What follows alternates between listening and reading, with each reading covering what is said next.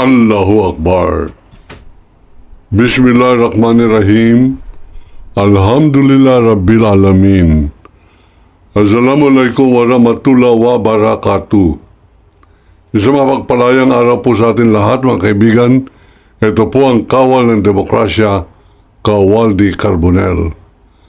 Kahapon, tayo po ay naglakbay sa Central Luzon upang makipag-consultation at makipag-ugnayan sa ilang kaibigan po natin na mga community leaders dyan po sa Central Luzon. Pag sinabi po natin Central Luzon, yan po yung Pampanga, Bulacan, Tarlac, Pangasinan, Zambales, yan po ang Central Luzon. Ang Southern Luzon ay dyan po naman sa Laguna, Quezon, yan po yung mga ibaba po ng ating mapa. Ano po ang dahilan kung bakit ako po ay nakipagkonsultasyon?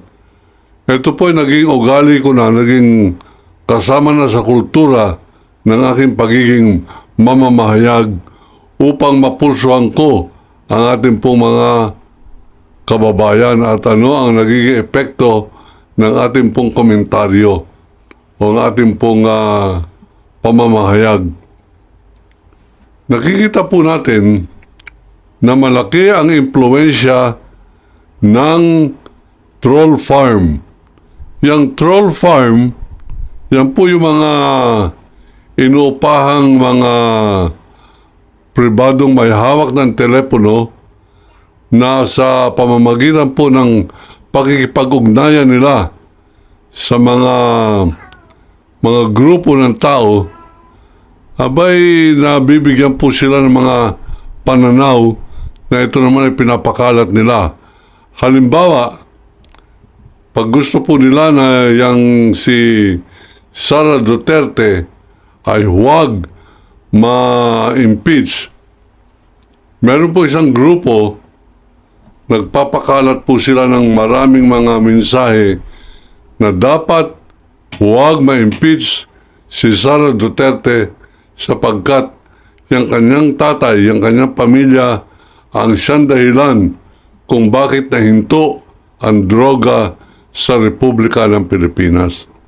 Yan po isang malaking kasinungalingan at yan po na mayagpag yung termino na fake news. Ang ibig sabihin, masyadong epektibo ito pong grupo na ito. Ang isang nagpapakalat lamang, halimbawa si Maharlika, abay meron po siya mga 50 mga inuupahan tao na magpapakalat panlalo ng kanyang komentaryo. Pag sinabi niyang bangag si PBBM, yung isang salita niya, ito po ay nagiging multiplied by 50 at yung 50 nanganganak ng 5 bawat isa. At may bayad po yan. Sa kanila po mga ginijika sa kanila o kaya sa kanila mga bank account, pumapasok po ang 500 pesos bawat isang pagpapasa nila ng fake news. At dahil po dyan, sa aking pong konsultasyon sa kanila, lalo napapagtibay yung aking pong investigasyon hinggil po sa pagpapakalat ng fake news o maling impormasyon o ito pong pagpapakalat ng maling pag-iisip o paniniwala. Pero nagiging tungkulin po ng bawat isa sa atin na hindi po naman nakakatanggap ng 500 piso, hindi sila kasama sa network ng Maka Duterte sapagkat ang nagpauso po niyang network na yan, pati ang naririnig niyo parati na AI. Ang ibig po sabihin niyan ay Artificial Intelligence. Ano pong ibig sabihin niyan? Yan po ay electronically arranged na dahil po sa kagalingan ngayon sa computer, abay ang isang estatwa na papagsalita po nila na akala mo totoo. Halimbawa, meron pong manika, may espada, napapasayaw nila at nakakapaghasik ng mga mga pagkilos na kala mo totoong nagwawasiwas ng espada. Yung mga ordinary pong mga mamamayan na meron pong cellphone, abay kinakailangan pong kumilos upang sa ganon, yung mga nalalaman po ninyo na mga katotohanan ay inyo pong pairalin upang sa ganon mangibabaw ang katotohanan laban sa fake news. Halimbawa, dito po sa usapin ng impeachment, ito po ay isang legal na proseso na itinatadhana ng saligang batas na pag ang isang tao ay mapapatunayan na mandarambong, siya po at siya ay nasa mataas na pwesto sa gobyerno, pwede po siyang matanggal at pwede na po siyang pagbawalan na hindi na pwedeng tumakbo uli o ma-appoint sa anumang posisyon sa gobyerno. Yan po ang impeachment. At ito, sa akin pong pakikisaramo sa ating mga kaibigan, ultimong si dating Vice Mayor ng Makati, Bobby Brillante, ay nakapanayam ko po kahapon at nagpalitan po kami ng pananaw. Nung araw, kasama kong aktivista yan sa kalsada. Hanggang sa Amerika, mga kaibigan, ay lumaban po kami sa diktadura ng tatay ni BBM nung araw, at amin din nakasama si Ninoy Aquino sa Amerika, Senator Raul Manglapos, Senator Jovito Salonga, Congressman Raul Daza, at ultimong yung mga ibang mga tinatawag po nilang state commando na mga nakikibaka sa Amerika na hindi po sila nalalagay sa panganib sapagkat nasa Amerika sila. Kami nakasama ko po dyan, kasama po dyan si Bobby Brillante. Si Bobby Brillante ay isa sa mga tauhan na nakasalamuhan ni Senator Raul Manglapos nung ang Senado po ay marangal pa. Wala pa yung mga Bato de la Rosa, wala pa yung mga Bong Revilla, wala pa yung mga Lito Lapid, wala pa yung mga Jingo Estrada, at kung sino-sino pang mga bulok na mga senador. Ito po sila, Chis Escudero, hindi po bulok yan. Sila po ay disente, sila ay matalino, pero taliwas ang kanila pong loyalty o kabaliktaran ang kanilang sense of patriotism, na sa halip na magmahal sila sa bansa, sila po ay kalaban ng kabutihan at kakampi ng kasamaan at kadiliman. Yan po ang mga senador natin ngayon. Yan pong si Chis Escudero na Senate President. Abay, maalaala po yan ng mga kabataan, mga anak natin, mga apo natin, bilang isa sa mga senador na nagwasak o nagwawasak ng Senado at ng paniniwala ng taong bayan dyan sa Senado. At ang pagkakawala ng galang o paggalang o respeto ng taong bayan sa Senado, sapagkat nagkaroon tayo ng mga Chis Escudero, nagkaroon tayo ng Bato de la Rosa, Marcoleta, Bongo, Bong Revilla, si Robin Hood Padilla, at ultimong itong si Joel Villanueva, na dapat ikahiyaya ng Jesus is Lord congregation.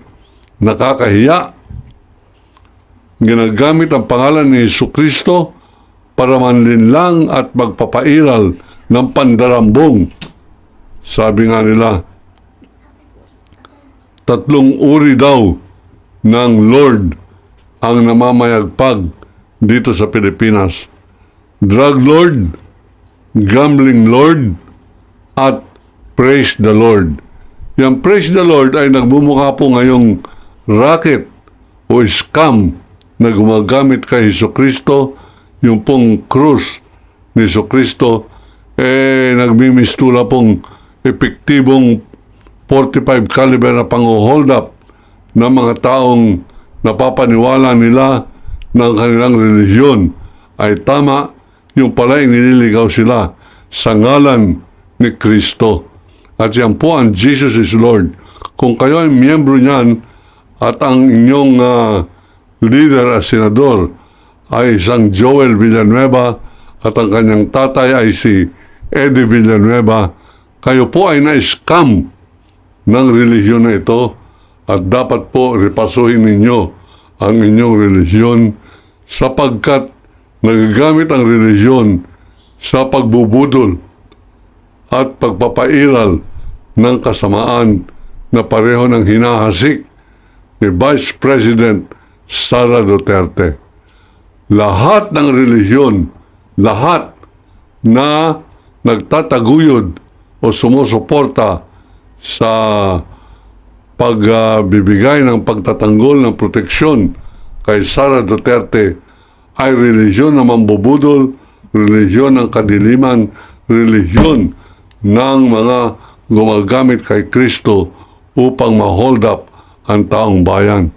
Sila ay mga nagmimistulang Pastor Kibuloy, nagmumukhang Kingdom of Jesus Christ din sila sapagkat masyadong epektibo na magagamit si Kristo sa pang-hold up ng taong bayan.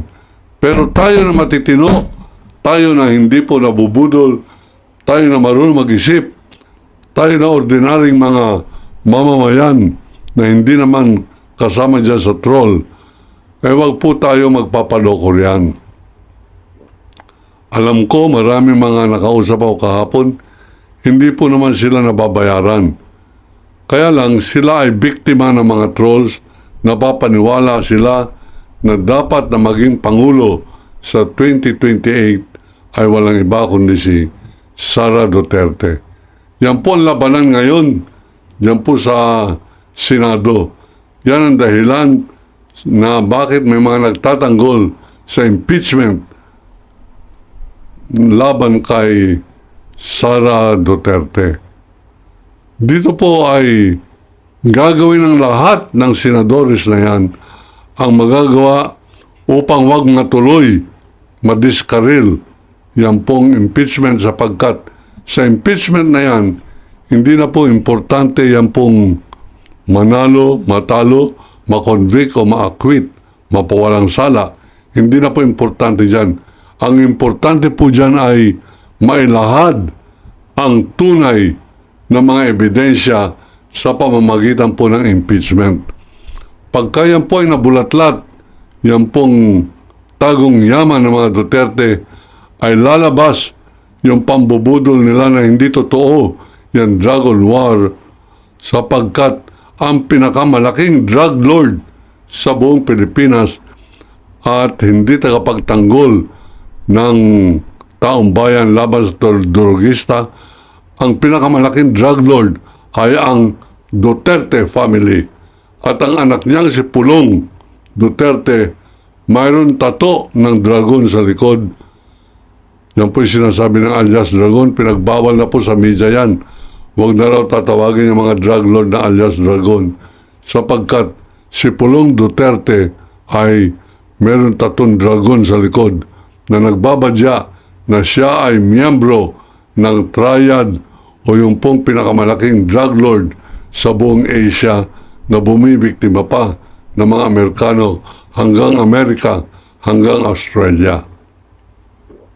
Napakalaki po ng pera ng mga Duterte at kung yan ang pagbabatayan po natin ng kapangyarihan, kaya nasa pera po ang kapangyarihan, ang nananatiling pinakamakapangyarihan dito po sa ating bansa ay ang mga Duterte.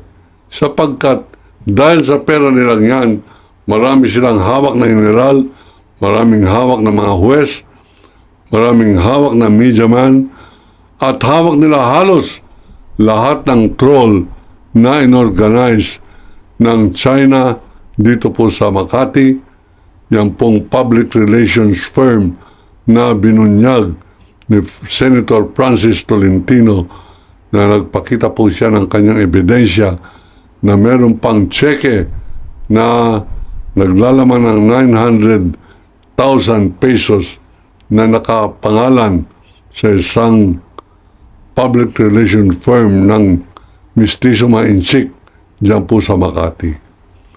Ano po ang binubuod ng ating pong komentaryo ngayon? Na meron po mga kumikilos sa pangunguna po ng Chinese Public Relation Office na ito, ang mga troll farm nila, upang wag matuloy itong impeachment laban kay Duterte, sapagkat pag lumabas yung mga ebidensya sa pamamagitan po ng proseso ng impeachment, abay lalabas malalantad na ang tunay na drug lord sa Pilipinas ay ang mga Duterte, at hindi totoo peke yung war on drugs na naging sanhi ng kanyang pagkapanalo bilang Pangulo ng Republika ng Pilipinas.